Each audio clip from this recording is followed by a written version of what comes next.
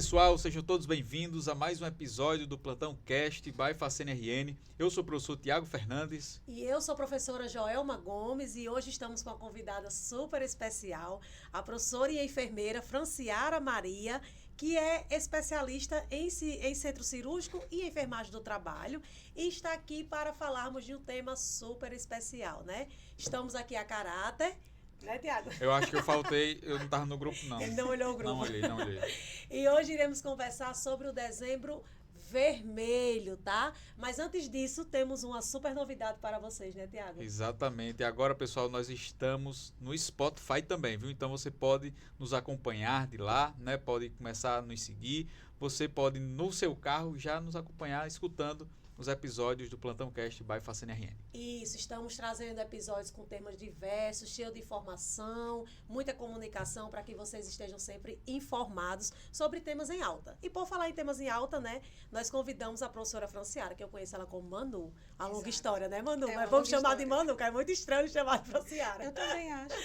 E aí, bom dia, professora. Hoje estamos aqui com um tema bem alta, né, que é justamente sobre o Dezembro Vermelho. Né? Bom dia, boa tarde, boa noite, depende da hora que você esteja escutando esse podcast. E aí já vou passar a fala para ela e ela vai começar nos introduzindo aí por que a escolha do mês e de uma cor dentro dessas campanhas para a gente começar aqui o nosso bate-papo. Bom dia, boa tarde, boa noite, vai depender da hora que estejam aí ouvindo. Primeiro eu gostaria de agradecer o convite, de estar participando de um momento tão rico, né, de informações e de uma casa que foi minha casa por algum tempo, de especialização, graduação e técnico. O Dezembro Vermelho, ele é importante, é uma temática maravilhosa para ser abordada e é uma luta mundial contra o vírus, o HIV e outras ISTs. Ele, aqui no Brasil, começou com a Lei 13.504 em 2017. Ele continua aí nessa luta mundial da Organização Mundial de Saúde. E aí, professora, é muito importante a gente enfatizar, né, que existe essa questão de cores em forma de campanhas, né, do Ministério da Saúde, justamente para chamar a atenção da população sobre conscientização de temas diversos, né? E a gente tem o Janeiro Branco, o Setembro Amarelo, o Maio Lilás, né? O Abril, acho que é verde, aí nós temos Agosto Dourado, né? Agosto Lilás, e por aí a gente vai tendo essas cores. Outubro Rosa, Novembro Azul, que a gente acabou de passar. E temos o Dezembro Vermelho e Laranja. Isso, né? E aí essas cores, elas vêm com o significado justamente de chamar a atenção para a luta, para né? A luta. Exato. Ela vem com esse significado de chamar a atenção para a luta e para conscientizar aí a população quanto a infecção, né, para o HIV/AIDS. Isso, e é importante a gente falar sobre isso, porque muitas vezes a gente vê essas cores circulando e não entende por quê, né? E quando a gente fala em conscientização, a gente está falando sobre conhecimento, né? Então, a gente precisa conhecer. E aí, dentro desse conhecimento, a gente precisa saber que existe. A gente tem uma gama de doenças, né, que são as doenças sexualmente transmissíveis, que são abordadas, e com foco mais na questão do HIV/AIDS, né? E aí, já entrando aqui, não tem como a gente falar de todas as doenças, né? Mas aí, trazendo aqui para o HIV/AIDS especificamente, a gente queria entender um pouco sobre a doença, como é que ela se dá, né? E principalmente também formas de prevenção, né? Porque essas campanhas, elas vêm com esse objetivo mesmo de prevenir, né? De chamar a atenção para tentar prevenir.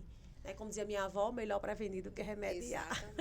Peraí. Desculpa interromper o seu vídeo, mas se este conteúdo estiver fazendo sentido para você... Já deixa aqui o seu like, né? Se inscreva no canal, ative o sininho e deixe sua sugestão de conteúdo para nós. E compartilhe também.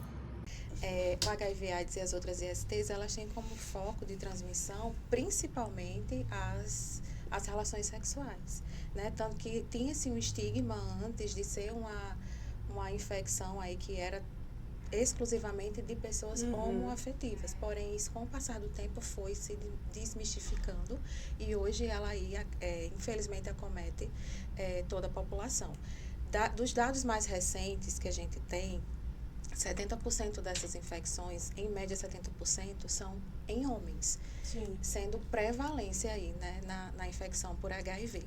Mas também podem ser pérforos cortantes, então os profissionais de saúde precisam ter cuidado com relação a se furar, porque é algo que pode acontecer, principalmente para os enfermeiros que estão aí sempre com as agulhas, com as seringas, transfusão sanguínea com sangue contaminado, doação, no caso, os órgãos, doação de órgãos, quando também está infectado, então a gente precisa ter cuidado e sempre estar checando, sempre estar tomando todas as providências para não contaminar ninguém e não se contaminar.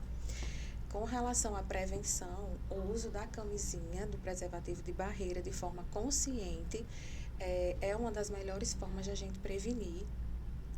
Também precisamos ter cuidado nas orientações de múltiplos parceiros, que a gente ainda tem alguns relatos, então é necessário que a gente conscientize.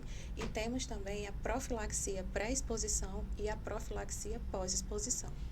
E é importante a gente enfatizar isso, professora, porque meu mestrado foi nessa área do HIV/AIDS, né? E aí a gente tem a questão da sexualidade envolvida, né?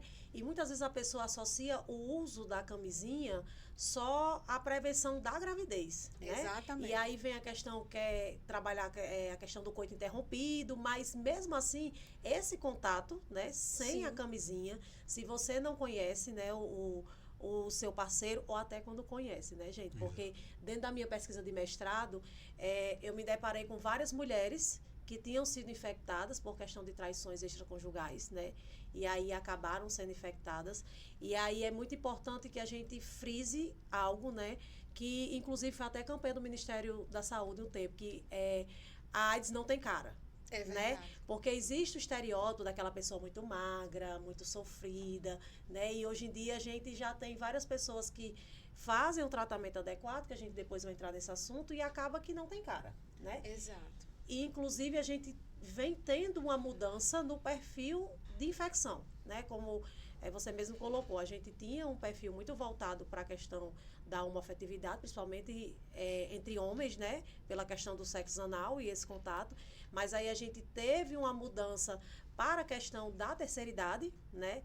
E hoje em dia a gente também tem muita questão da população jovem. E quando a gente pensa em população jovem, a gente fica, meu Deus, é uma população tão informada. Exatamente. Né? Vou refazer, que tem tanto acesso à informação. Tanto acesso à informação, tá? Hoje tá tudo aí na internet. Mas ao mesmo tempo acaba que não usa a informação de maneira adequada, né? Naquela questão de curtir a vida, de aproveitar, né? E tal. E acaba tendo esses contatos, né? E a partir desses contatos acaba se infectando. É importante também a gente enfatizar que esse contato ele pode se dar por via sexual, por objetos, como você bem colocou, né? E a questão do contato com o sangue também, né? E aí uma coisa que eu vejo muito, Manu e Tiago, é a questão, por exemplo, quando acontece acidente da rua. Sim. Aí a gente vai no impulso de querer resolver. Gente, desde que eu fiz meu mestrado, eu fiquei bem assim com isso, porque inclusive na minha pesquisa tinha um jovem, tinha mais ou menos 20 e poucos anos, que ele foi infectado porque ele estava com canto de unha e na hora ele correu para socorrer uma pessoa no trânsito que estava sangrando muito no acidente e aí ele acabou sendo infectado, né? É importante também a gente enfatizar isso, que se você não conhece, e mesmo conhecendo, você precisa ter minimamente ali um EPI, né, de barreira, para você poder se prevenir. E entender que você não vai pegar, o sangue está aqui, peguei, me contaminei. Não. Você precisa ter uma porta de entrada, né? Sim. E aí, corte, seja o que for. Isso vem muito também da questão das pessoas ainda terem muitos preconceitos, né? Que era muito relatado. Na minha casa separaram meu copo, minha colher, meu prato, com medo. E a gente precisa desmistificar isso. Não é você beber água num copo de alguém que tem a infecção, né? Que tem o vírus que você vai se contaminar, né? E a gente entra nessa parte dos preconceitos que ainda é muito forte. Muito forte. O abraço não vai contaminar, o aperto de mão não vai contaminar, o acolhimento do profissional junto àquele paciente é essencial, né?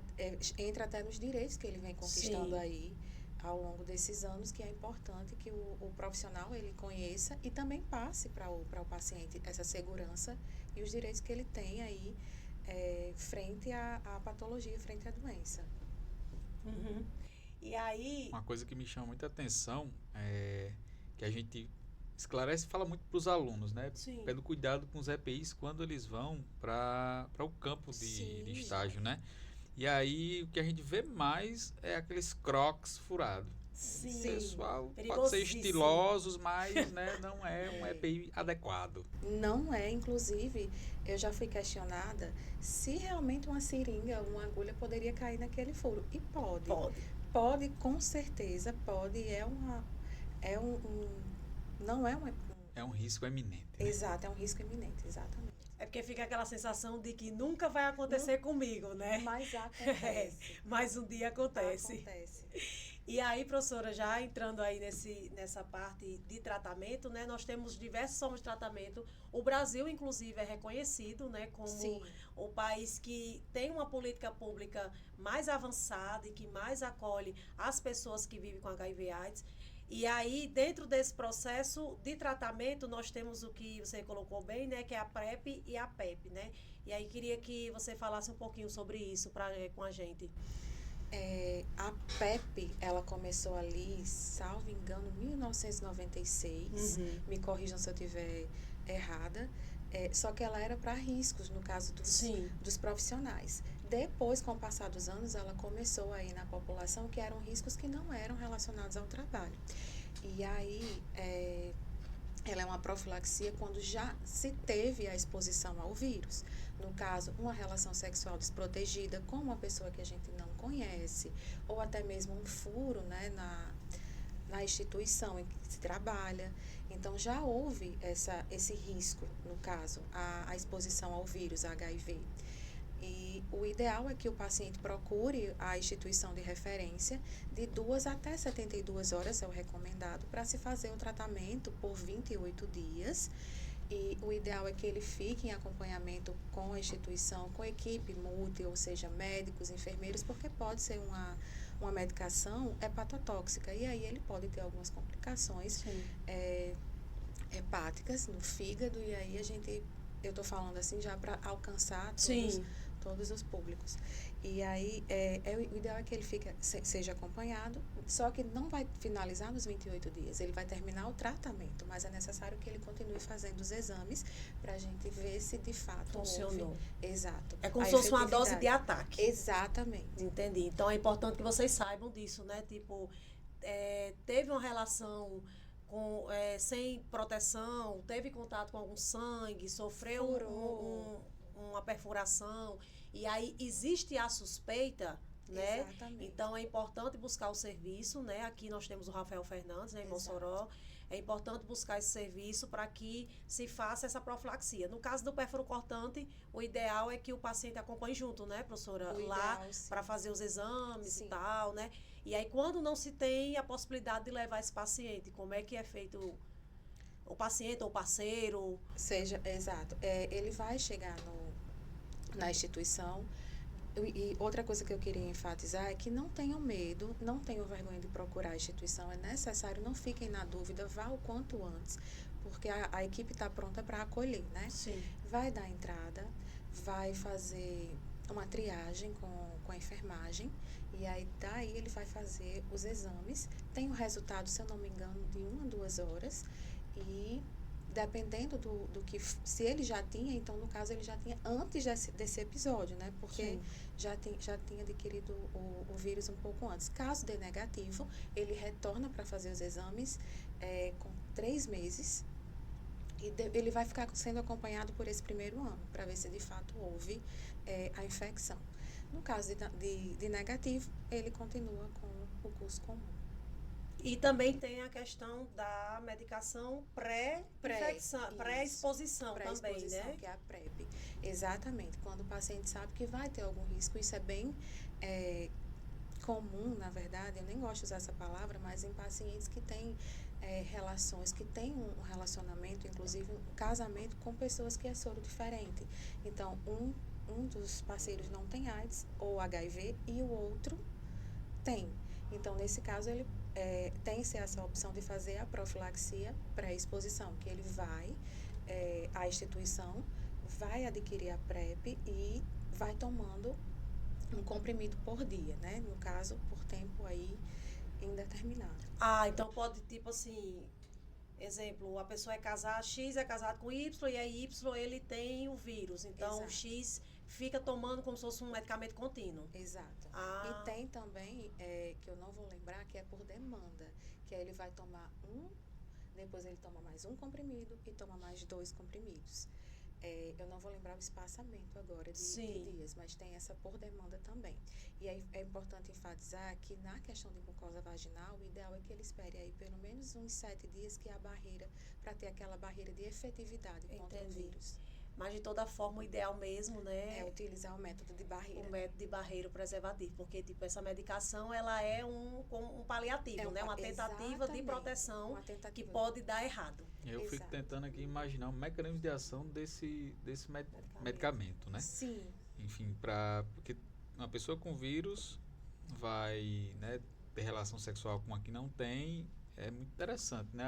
O nível de tecnologia que nós temos hoje em dia, mas, obviamente, né, o método de barreira é sempre o mais eficaz. Hoje tem-se os medicamentos, né, de antirretroviral que deixa o paciente com a carga I para I, né? 1 para 1, que seria indetectável e intransmissível.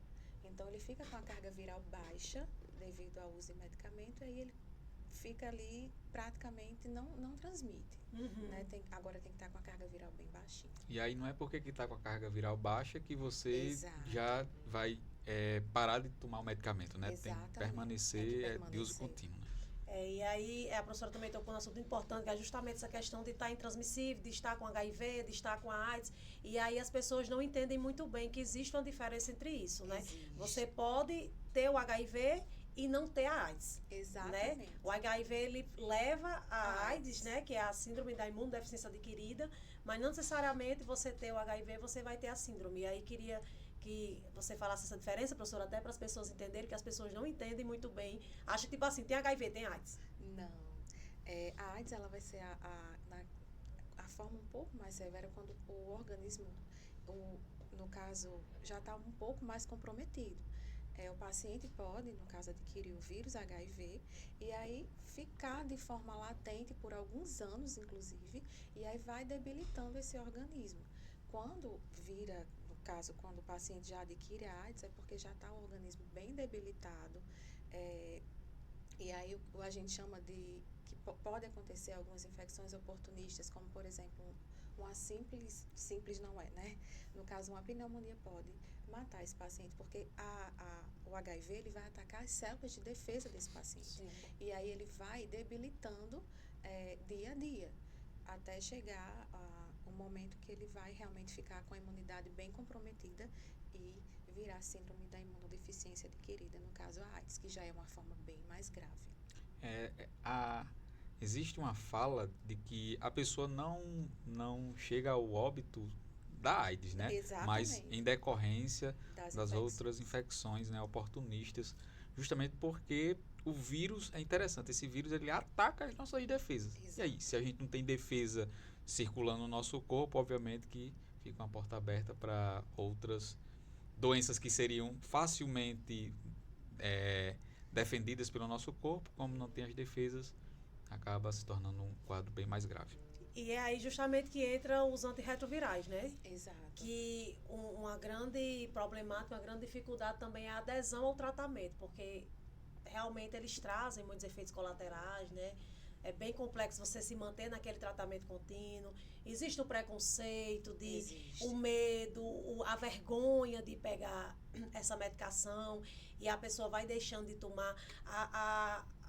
Como é que eu posso dizer? A conformação do corpo muda, né? Porque ele traz mais essa gordura mais abdominal, né? Então, isso incomoda muito o pessoal, né? Os usuários do serviço, e aí acaba que, quando eles entram nessa faixa do indetectável, aí meio que, agora eu posso parar. Mas é importante entender que os antirretrovirais, ele vem justamente para manter esse vírus ali controlado. E uma vez com o vírus, né? Essa medicação, ela vai ser de uso contínuo pro resto da vida, né? Não tem como ela curar. Então, é importante a gente também enfatizar isso, não tem como curar. Porém, apesar dos efeitos colaterais, tem como se viver, né, professora? Uma vida comum. Uma vida comum. Né, normalmente. Uma vida comum, hoje, e é uma vitória, na verdade, da ciência, né? Um avanço aí da medicina que pode se viver. Hoje em dia é um comprimido, né? Antes a gente tinha Eram vários, né? Era que tinha que tomar. Exato, tinha vários e deixava algumas características como o rosto um pouco mais fino, as maçãs ficavam bem. Me ajude, Joelma. As maçãs ficavam bem mais com aquele aspecto mais Sim, mais seco, é justamente né? a cara que o povo fala, né? Que tem a característica o paciente em si, né? Hoje não. Hoje as pessoas conseguem manter uma sobrevida muito boa, conseguem manter essa carga viral aí baixa, e isso é muito bom. Mas, em contrapartida, eu acho que, não sei, pode ser ignorância da minha parte, mas as pessoas perderam um pouco de medo de contrair. Isso. Infelizmente, hoje a gente tem uma juventude que não alcançou aquela era, né, que se tinha praticamente uma sentença de morte quando se tinha AIDS, principalmente ali no início eu tô ficando velha. Você falando e eu pensando, meu Deus. Eu sou dessa época. Eu sou dessa época. No início ali dos anos dos anos 90, né, no final dos anos 80 para os anos 90, que se tinha inclusive câncer associado a AIDS, Sim. o sarcoma de Kaposi, que é um câncer de face. A neurotoxoplasmose, né, que era muito comum. Exatamente.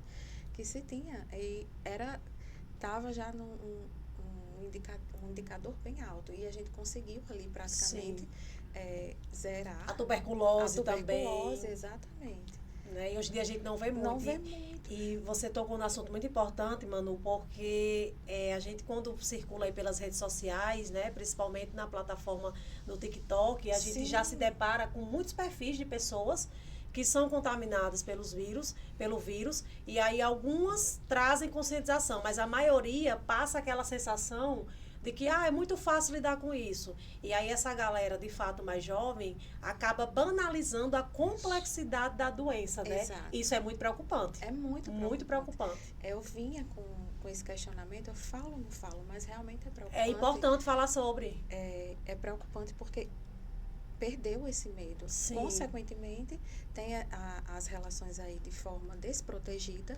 e aumenta ali os índices de pessoas infectadas. E vem os comportamentos de risco, Exatamente, né, aumentados. E a gente vive praticamente hoje num paradoxo, onde a gente tem mais, como é que eu posso dizer, alternativas de proteção do que antes, né? No caso, a gente tem a PrEP, tem a PEP, tem ali, para se conseguir um preservativo de barreira bem simples, é só ir a qualquer unidade básica que tem o feminino e o masculino, mas em compensação a gente teve um aumento de praticamente 5%, né, de infecções relacionadas aí ao ano passado. Então, como é que a gente tem tantas informações, tanta proteção e o aumento dos casos? Então, é meio que um paradoxo. Entra justamente nisso, né? Entender que o tratamento, ele é adequado, ele é resolutivo, porém a doença e o vírus ainda são muito complexos e coloca a vida da pessoa em risco, né? É muitos altos e baixos.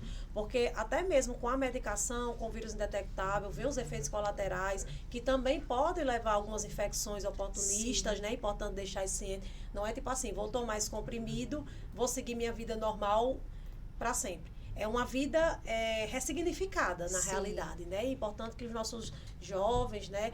Os nossos idosos também, porque nós tivemos uma mudança de perfil para a terceira idade também, né? Há pouco tempo.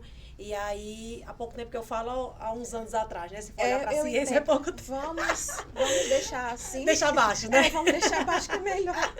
E aí, justamente por essa mudança de estilo de vida, né? E de vou viver minha vida, né? Mas a gente precisa enfatizar que esse viver a vida precisa ser feito com responsabilidade, né? Então, a gente tem acesso a um preservativo de maneira gratuita, a gente tem acesso à informação, né? E é tipo assim, é isso mesmo, a AIDS ela não tem cara, então não se arrisque.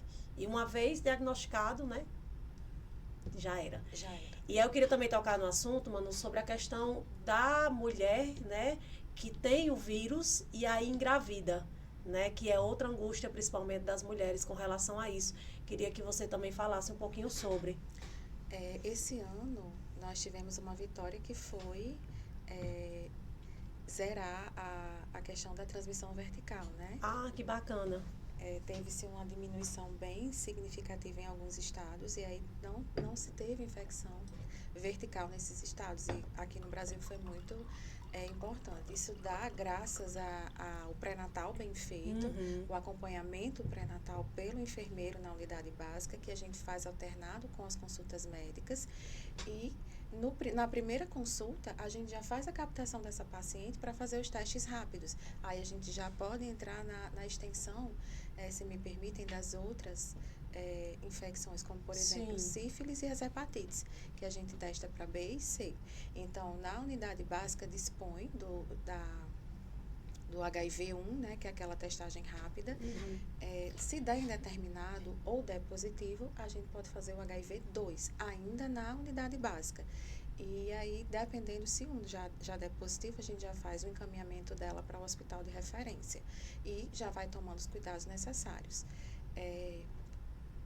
E também analogamente às outras testagens.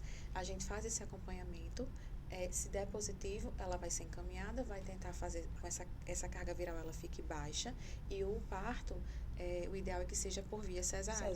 E aí a criança não vai ter contato, né, ali com os fluidos, com a mucosa, e também no pós, a gente precisa ter cuidado para que essa mãe, estou falando cuidado porque já teve mães que quiseram amamentar o filho de outras pessoas, ainda na instituição. Então, a gente precisa sempre ter cuidado ao falar, né? Passar para essa mãe, porque muitas vezes ela tem aquele sonho de viver a maternidade plena, inclusive a amamentação. E a gente precisa orientar que ela pode criar vínculos de outra forma. Que é uma das poucas contraindicações absolutas, né? Exato. E aí, só para vocês entenderem, essa transmissão vertical é justamente quando ela acontece da mãe para o bebê. Que as pessoas acham que o fato da mãe ter o vírus, inevitavelmente o bebê vai ter, mas não. Se tiver todos os cuidados necessários, como a professora falou aqui, você consegue ter um filho totalmente saudável. E aí entra a questão. Não tenha medo de fazer os testes. É importante que esse teste seja feito, né? E aí, infelizmente, muitas mulheres acabam descobrindo nesse momento, né? Mas existe uma equipe para fazer todo o processo de acolhimento, fazer o tratamento. E aí, quando o bebezinho nasce, é importante frisar, né? Não tem como amamentar. E aí também era uma cultura muito antiga, né? Não sou desse tempo, mas minha mãe fala, viu? Que é essa cultura antiga de mãe de leite, né? Quando a mãe não conseguia... Minha mãe, inclusive, foi mãe de leite de uma prima minha, que nasceu um dia antes do meu irmão, de Jonas. E aí, tinha essa cultura tanto na maternidade como na vizinhança. A mãe não conseguia amamentar, e aí uma amiga, uma tia, uma prima, ia lá e amamentava, né? E existe uma campanha muito forte em torno disso, e as pessoas às vezes não entendem, acham que é besteira, da enfermeira tá sendo chata, mas é justamente pelos riscos de transmissão de situações, né, entre elas a questão do HIV, que pode acontecer por meio da amamentação, você não conhece. Sim. Né? E tem alguns cuidados que se tem no parto, né? No caso, parto via cesárea imediato, como, por exemplo, a gente dá banho no bebê. Sim. Dá banho no bebê, ele nasce, a gente já leva ele para tirar os fluidos, porque o ideal é que ele fique com esses fluidos, com o vernix, né, que a gente fala, por proteção aí por 24 horas. Então, nesse caso da mãe ter o vírus, ele já toma um banho, que é para não sabia, legal. Para ter ali uma proteção maior. E aí a gente vai ficar acompanhando, né, aí eu vou falar só realmente pelo centro cirúrgico, que era onde eu ficava. E a gente fica acompanhando para ter esse cuidado dela não amamentar. Sim. E aí vai fazendo todos os cuidados necessários. Se ele nascer bem, já toma um complemento, ou se for necessário, já faz o DX, que é a testagem da glicemia dele, para ver como é que ele está ali, de fato, para poder tomar as providências necessárias. E você falou também sobre a questão do teste rápido, né? Então, a gente já falou da prevenção, já falamos um pouco do tratamento, e o diagnóstico ele é importante. Né? E a gente saber que esse diagnóstico ele vem por meio do exame de sangue, mas a gente também já evoluiu muito com a testagem rápida, que inclusive a gente encontra nas farmácias hoje em dia, né? Sim. E aí queria que você falasse um pouco sobre isso também. Só para complementar, no caso do pré-natal, a mãe faz no primeiro dia, né, vamos supor, chegou hoje para fazer o pré-natal, a gente já faz a testagem rápida. Ela vai fazer os exames laboratoriais, que é a sorologia, né? Vai fazer não só para o HIV, mas também para sífilis. Mesmo dando negativo o teste rápido, faz, né? Faz. Já faz. E quando ela entrar no último trimestre, a gente vai repetir todos os exames. E também os testes rápidos. já para acompanhamento, né, para a gente ver como foi ali todo esse tempo. E quando ela chegar na maternidade, antes de subir, que a gente fala, no caso, antes de ir para o centro obstétrico, no centro cirúrgico, enfim, ela vai fazer de novo essa testagem no acolhimento. Então, vai fazer os 4 exames, HIV, sífilis e as hepatites. A mulher também, no exame preventivo, ela pode estar fazendo esse rastreio. Então, é uma proteção que a gente chama, né, dupla. Além de fazer o exame preventivo, isso falando a nível de unidade básica com a enfermagem. Ela também faz os testes rápidos. E em qualquer situação que se possa ter ali um risco, é ideal que o paciente procure saber sobre o cronograma da unidade básica e busque para fazer essa testagem rápida. No caso, a população, para além da gestante, Sim, também tem acesso a esses testes rápidos dentro da UBS. Dentro da UBS. Então, é tudo pelo SUS, tudo 0800, Tudo né? É um direito adquirido Exato. de cada paciente. É um direito adquirido, né? Bem como manter o sigilo ali das informações, respeito pelo paciente, tratamento ele também vai receber todo pelo SUS. Então, é importante que a população saiba que pode procurar a unidade básica ou até mesmo, se não tiver ali no horário, né, de atendimento da unidade básica, procurar a unidade de referência que vai ser acolhido e vai ser realizados os testes. Maravilha. E aí, professora Joelma?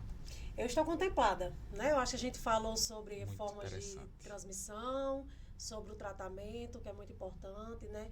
E aí eu acredito que todas as grandes centros ou as cidades pequenas também têm os seus centros de referência que pode ser buscado, né?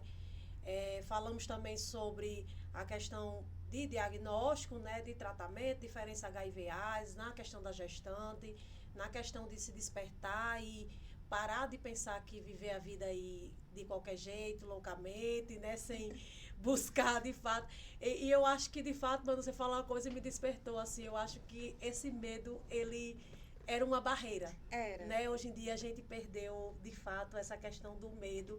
A gente, que eu falo como população geral, né? Perdeu essa questão do medo de contrair, né? Ficou confiante na medicação. Confiante demais, né? Isso, confiante demais. Principalmente essa questão da PrEP, da PEP, né? Eu vou lá, faço, depois faço o ataque e tá tudo bem. Mas entendendo que nossa tecnologia avançou, mas o melhor remédio ainda é a prevenção, né? Não tem para onde correr. E informação, né? Porque a informação, ela tem aos montes. Estamos aí no mês de dezembro, vamos passar o mês aí recebendo muita informação, muita conscientização, que a gente possa absorver, usar da melhor forma e multiplicar também para as pessoas, né, professora? Sim. E exatamente. Queria deixar o espaço aberto, Manu, para você trazer uma palavra final para a população, né, sobre isso, de conscientização, de instrução, tá? Fique à vontade. Eu estava aqui, você falando, e eu me lembrando dos meus meninos, dos meus alunos. Principalmente na disciplina de ISEC, porque quando a gente tenta abordar uma temática que para eles é batido, né, que eles chamam hoje flopado, se eu não me engano. Flopado. Eu aprendi com eles. Se bem que eu tenho quase a mesma idade. E às vezes ele, não, professora, a gente vai falar sobre isso de novo, mas é importante falar, porque hoje todo mundo tem um computador de bordo na mão, mas aí a gente não busca a informação da forma que é necessária. Então a informação está lá, inclusive tem algumas informações que elas vêm até mesmo de uma forma bem intensa e deixa o paciente com medo. Então o ideal é que, se teve alguma relação de risco ou se acha que vai ter um risco, procurar a instituição de referência, fazer logo essa orientação para que diminua, né, no caso, ou zere essa possibilidade de risco, e nada vai substituir a orientação de um profissional. Então, busquem as orientações de profissionais, seja na unidade básica, seja com o hospital de referência, mas busquem. E a prevenção, ela sempre vai ser o melhor meio de lutar contra a AIDS. Então, busquem, tem nas unidades básicas, como eu já falei, tanto a camisinha feminina como a camisinha masculina, que é o melhor método aí para a gente prevenir e ficar aí livre e longe desse vírus. Exatamente. Não só da AIDS, mas dos outros também. Então, se esse conteúdo já fez sentido para você, né, você tem por função divulgar, né, compartilhar esse conhecimento com outras pessoas. Se você é profissional da saúde, aí ainda mais fica bem claro isso como um dever seu de conscientização da população, né? Se você é um profissional da saúde e informação, você também deve buscar se capacitar cada vez mais em fontes confiáveis, né? Sim. E o Plantão Cast é uma fonte confiável de conhecimento, porque temos trazido profissionais da área da saúde com experiência, e você tem essa função, né, de compartilhar essa informação. Então, já deixa aqui, né, o seu comentário, já deixa o seu joinha, e é isso. Ficamos por aqui, né? Agradecemos a professora pela participação, pela cooperação conosco, e você, né, agora pode interagir conosco, né, deixando seu comentário, deixando sua sugestão de tema. Não é isso, professora Gel? Isso, muito importante. Estamos aqui abertos a sugestões, tentando trazer temas atuais, que estão aí em alta, né? Hypados, que eles chamam, né? Hypados. Olha aí, estamos atualizados. Sim. Rapaz, isso aqui parece quase Deixa 3 então. idosos aqui. Fale pelo senhor, Né? eu estou com botox em dia. Estamos abertos, gente. E aí, informação boa é informação compartilhada. Então, compartilhe. Estamos aí no mês de dezembro, mas todos os dias é dia de prevenção, né? O vírus está aí todos os dias e todos os dias precisamos combatê-lo. E eu sonho com a sociedade que erradicou o HIV, né? Pode ser um sonho alto, mas eu sonho muito com isso, porque não é tão difícil, né? É só processo de conscientização mesmo. Tivemos uma atualização agora, né? Provavelmente vai chegar a PrEP injetável, que é como se fosse uma vacina, que vai aí garantir mais a eficácia de 99,9% aí, maior do que isso. Então, a gente está caminhando para isso. E lembrando que aos meus meninos, a todos, né, que são aí enfermeiros, médicos, enfim, lembrem-se que a informação pode ser comum para nós. Para a população, ela não vai ser comum. Isso é a nossa vivência, não é a vivência da população. Então, por mais que a gente ache, não, eles sabem isso, falem. Falem, porque informações, elas salvam vidas. Exatamente. Então, nós estamos aí no YouTube, no Spotify, no Instagram. Então, compartilha muito para que muitas pessoas sejam conscientizadas e a gente possa aí finalizar um ano muito bem informados. Ficamos por aqui. Tchau, tchau e obrigada pela companhia. Valeu.